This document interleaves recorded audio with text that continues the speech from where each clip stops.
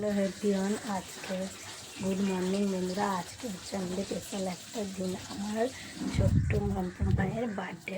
ওই যে আমার মাম্পু মা এখন মুখ ধুচ্ছে ব্রাশ করে, এই ঘুম থেকে উঠলো বার্থডে গার্ল। আর চলো আজকে কী কী মেনু হচ্ছে সবটাই তোমাদের সঙ্গে শেয়ার করি। এই যে কড়ার মধ্যে বসে গেছে মাছ ভাজা, এই যে এখন মাছ ভাজা হচ্ছে কড়াতে, কিছু মাছ ভাজা হতে বাকি আছে।